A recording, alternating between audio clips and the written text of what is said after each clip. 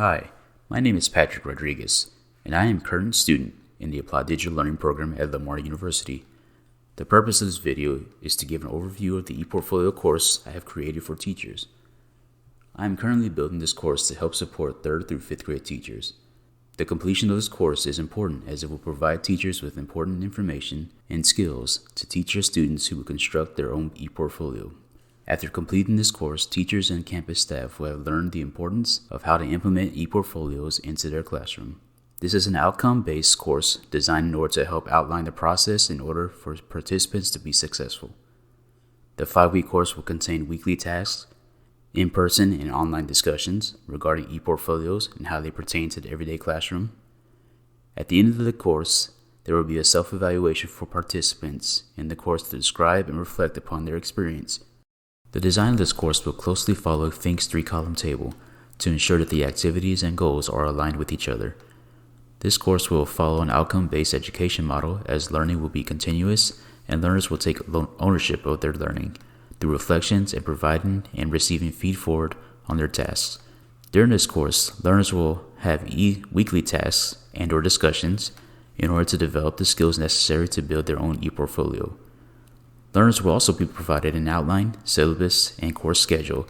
The learners will also have a chance to reflect on their progress from the beginning to the end with surveys and reflection questions within Google Classroom. Throughout the duration of this course, learners will receive and provide feed-forward to other learners in this course. The big, hairy, audacious goal is as follows. The learners will create and submit their own digital portfolio to demonstrate their understanding of building and utilizing digital portfolios in 3rd through 5th grade classrooms. In their 3-column table, I have 6 learning goals detailed for this course as well as the assessment and learning activities that correlate with them. The learning activities directly reflect the learning goals and the material in the course content on the Google Classroom. The course outline is broken down into 6 sections, an introduction section, and then separated into weeks 1 through 5. The welcome section of the course will include content that will provide learners vital information regarding the course. This will include the introduction to the course syllabus, course calendar, and the introduce yourself discussion. The introduction to the course section will have a short video of what the course is about and what learners will experience throughout the duration of this course. A syllabus will also be provided that will include resources and materials needed for the course, as well as Fink's 3-column table, so that the learning goals are clearly visible for the learner. A course calendar will also be available so that learners are aware of the meetings and task due dates. In the introduction to the course section, we'll also have a learning lounge so that students can ask and answer questions amongst themselves. The instructor will also be available to interact with the learners in this section. Lastly, there will be an introduce yourself discussion question for learners to answer. This will give the learners an opportunity to write about how they predict the course will go, list any concerns or things they're excited about, but more importantly, give them the opportunity to share information about themselves as a teacher and their technology skills. In week 1, we will begin learning the purpose of why ePortfolios should be used in the classroom. During this week, learners will be provided with articles, videos, and ePortfolio examples to see how ePortfolios can be beneficial to teachers and their students. In this module, learners will be provided examples of teacher and student ePortfolios to explore and brainstorm ideas about design. During this week, learners will respond to the discussion question, how can implementing ePortfolios be beneficial for teachers and students in the classroom? After answering this discussion question, learners will then view materials created by the instructor on how to set up an ePortfolio by using Google Sites. After setting up their ePortfolio, learners will complete their weekly task, creating an About Me page. In order to turn in an assignment, learners will submit a direct link to the page. In week 2, we begin taking ownership with the ePortfolio. During this week, we will discuss why ownership plays a huge role into learning and the benefits that pertain to their own classroom.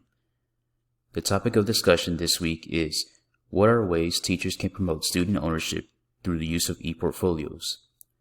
One of the biggest roles in week 2 is blogging.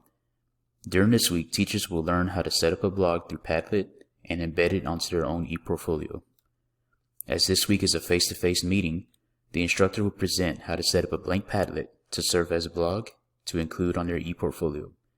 The video will also be provided for individuals who cannot be present at the time of the presentation. Week 2's task is to create their first blog using the question, what is your favorite skill to teach and why? Moving on to Feed Forward. In Week 3, we discuss the benefits of providing feed forward rather than feedback.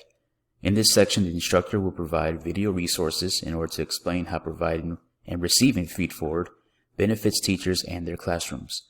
There will be no discussion question, however, this week's task is to share your ePortfolio and receive feed forward and also provide feed forward to 3 learners in this course. In Week 4, learners will discuss and brainstorm what artifacts should be included on a teacher ePortfolio and a student ePortfolio. Common artifacts will be based by subjects and grade level. However, the learners will discuss what artifacts could be shared in order to promote ePortfolio use and the purpose for the students. Since Week 4 will be an online class, the instructor will utilize a Google Jamboard to host the learners' brainstorming ideas. During this session, the class will discuss how to share artifacts that are not digital to their ePortfolio. The weekly task for Week 4 will be to create 2 subject pages and upload an artifact for each page. During the final week of the course, learners will take part in the final discussion questions. What have you gained from this course? What practices and strategies could be implemented into your classroom? And what goal do you have planned to work towards pertaining ePortfolios? The learner will also submit a self-evaluation through Google Forms to reflect on their growth and contribution to their classmates and their own learning.